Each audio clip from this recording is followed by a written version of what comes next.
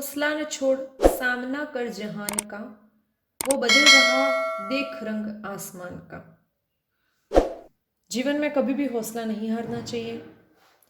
हर एक कदम हमारा जो हम आगे बढ़ाते हैं वो हमें मंजिल के करीब ही लाता है, लेकिन अगर हम असफलता के डर से कदम बढ़ाना ही छोड़ देंगे तो हमें कभी भी सफलता नहीं मिल सकती है। तो चलिए आज हम अपना टॉपिक कर्म कारक शुरू करते हैं। अभी तक हम कर्ता कारक और कारक से संबंधित सारणी देख चुके थे। कर्ता कारक की पहचान कैसे की जाती है और कर्ता कारक को अच्छे से हमने पढ़ लिया था। आज हम पढ़ने जा रहे हैं कर्म कारक। कर्म कारक की परिभाषा है, वाक्य में जिस संज्ञा या सर्वनाम पद पर क्रिया के व्यापार का फल पड़ता है वह कर्म कारक होता है। सीधी सी बात कहे कि क्रिया का पूरा फल या क्रिया का जो प्रभाव है वो अगर कर्ता पर ना पड़ करके कर्म पर पड़ता है वहां पर कर्म कारक होता है। कर्म कारक की पहचान कैसे की जाए, तो को जो परसर्ग है या विभक्ति चिन्ह है उससे हम कर्म कारक की पहचान कर सकते हैं। कुछ उदाहरण लिखे हैं, देखते हैं उनको। राम ने सीता को कथा सुनाई। सुनाई हो गया हमारे क्रिया, ठीक है।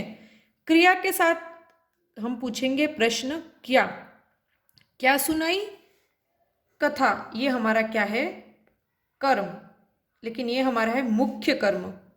और किसे सुनाई तो हो गया हमारे सीता को, ये भी हमारे यहाँ पर है कर्म। यहाँ पर एक ही वाक्य में हमारे पास दो कर्म उपस्थित हैं, लेकिन ये जो कर्म है वो है हमारे सजीव, अर्थात कोई भी प्राणीवाचक शब्द होगा तो सजीव कर्म, और ये अप्राणीवाचक या हम कह सकते हैं हमारे पास है निर्जीव कर्म। और एक कथा सुनाने का जो कार्य है वो कौन कर रहा है, तो वो कर रहा है राम, और जो कार्य करता है उसे कहते हैं हम कर्ता। तो यहाँ कर्ता कारक है, ने जो है वो विभक्ति चिन्ह है हमारे पास, और यहाँ पर को विभक्ति चिन्ह का प्रयोग किया है। तो इस वाक्य में को विभक्ति चिन्ह के माध्यम से तो सीता शब्द में कर्म कारक है, इसकी पहचान आसानी से आप कर सकते हैं। लेकिन कथा भी यहाँ पर कर्म कारक का ही उदाहरण है। क्यों ये कथा शब्द कर्म कारक क्यों है, लेकिन इसके पीछे को क्यों नहीं लगा है, तो उसका कारण यह है कि जो सजीव होते हैं या कह सकते हैं जो जिंदा होते हैं उनके आगे कर्म के साथ को विभक्ति चिन्ह जुड़ता है, जबकि निर्जीव वस्तुओं या के साथ कर्म के साथ को विभक्ति चिन्ह का प्रयोग आपको दिखाई नहीं देगा। अगला है हमारे पास, बच्चों ने अध्यापिका को फूल दिए। बच्चों ने अध्यापिका को फूल दिए। बच्चे यहाँ पर फूल देने का कार्य किसने किया, तो करने वाला कौन है हमारे पास, बच्चे, जो कि यहाँ पे हो कर्ता, और हमारे पास विभक्ति चिन्ह कौन सा है, दिए, मतलब देना। ये हमारे दिए का मतलब है देना क्रिया। उदाहरण बिल्कुल सिमिलर दिख रहे आपको। क्या दिए, तो फूल दिए। किसे दिए, तो अध्यापिका को दिए। लेकिन हम बात करें कारक की, तो इस उदाहरण में हमारे था कर्म कारक,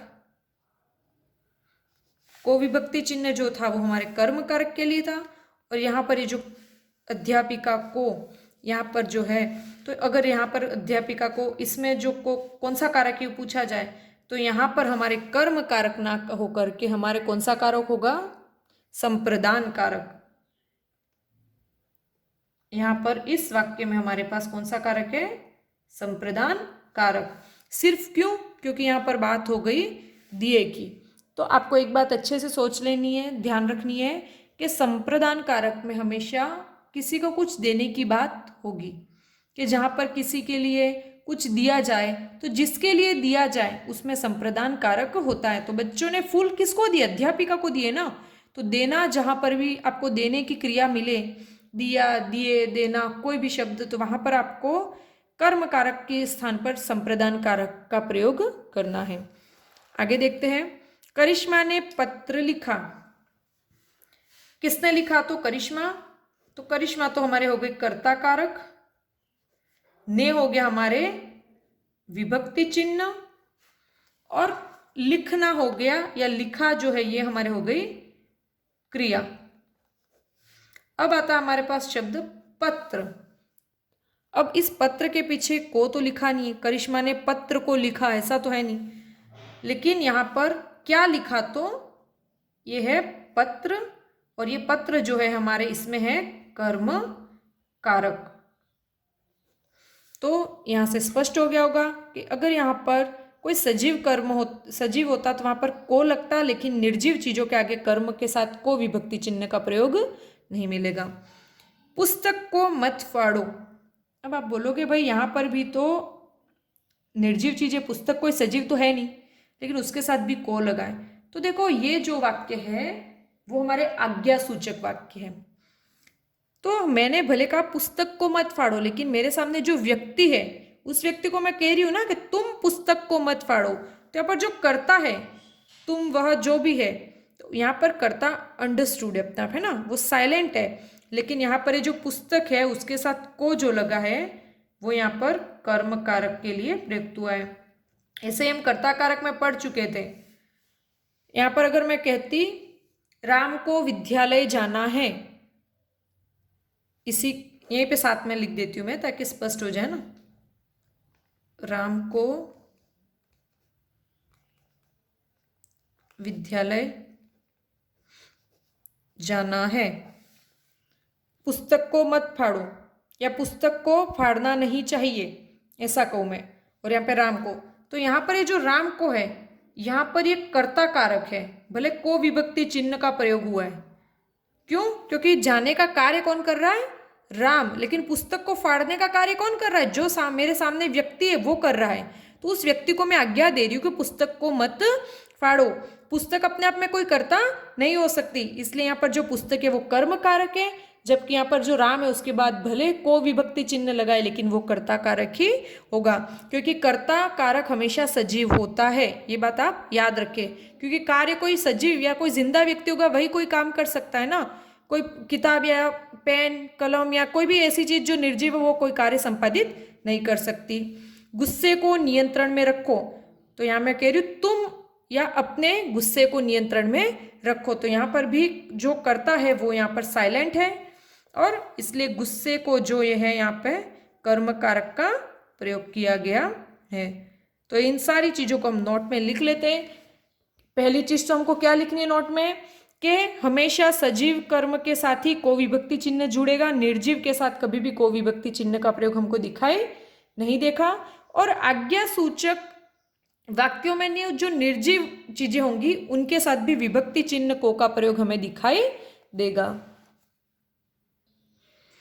विभक्ति चिन्ह को का प्रयोग केवल सजीव कर्म के कारक के साथ ही होगा, निर्जीव कर्म कारक में परसर्ग का प्रयोग नहीं होता, जिसको हम उदाहरण नंबर 1 और 2 से समझे।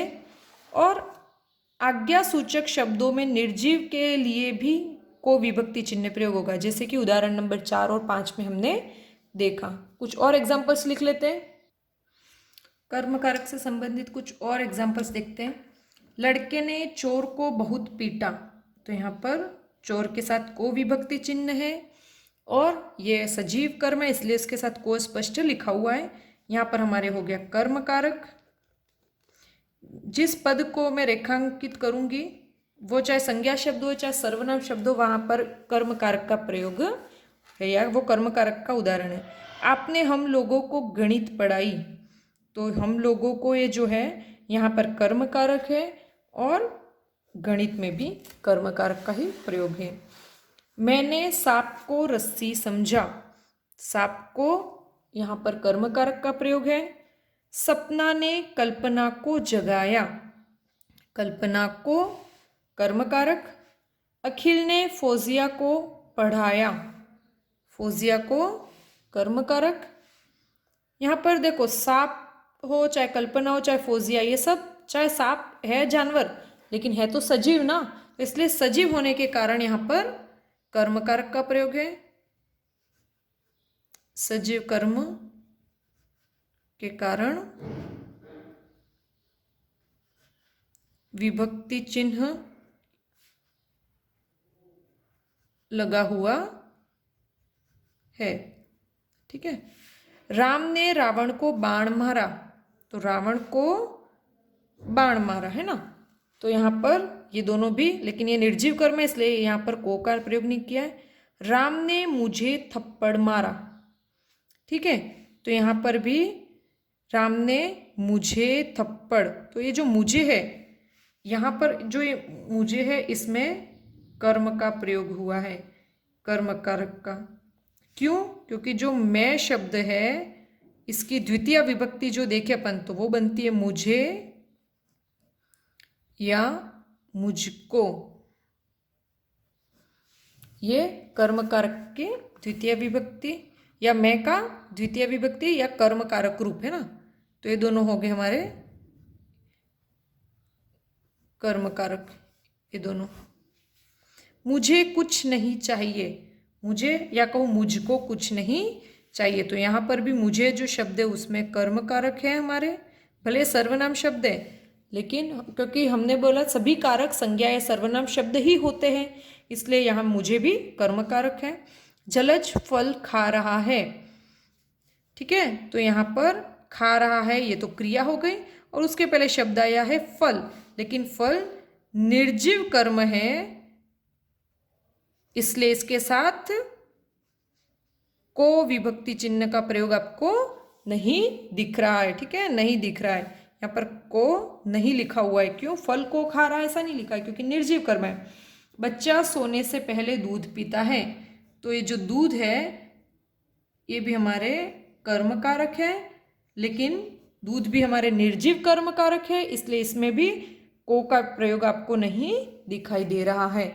इस प्रकार कर्म कारक यहाँ पर समाप्त होता है। बहुत ही आसान है। कर्म कारक की पहचान को विभक्ति चिन्ह के द्वारा होती है तथा सजीव कर्म के साथ को विभक्ति चिन्ह दिखाई देता है, जबकि निर्जीव कर्म के साथ को विभक्ति चिन्ह का प्रयोग नहीं दिखाई देता है। केवल आज्ञा सूचक शब्दों के साथ ही या जिस वाक्य में आज्ञा सूचक वाक्य हो वहीं पर आपको निर्जीव कर्म के साथ भी को विभक्ति का प्रयोग दिखाई देगा, बाकी आपको निर्जीव कर्म के साथ कभी भी को विभक्ति चिन्ह नहीं मिलेगा। और मुझे और मुझको जो सर्वनाम है वो कर्म कारक के अंतर्गत ही आते हैं। तो इस प्रकार हमारा ये जो कर्म कारक का टॉपिक है वो यहाँ पर समाप्त होता है। वीडियो अगर पसंद आई तो प्लीज़ इसको लाइक कीजिए, शेयर कीजिए और सब्सक्राइब कीजिए। धन्यवाद।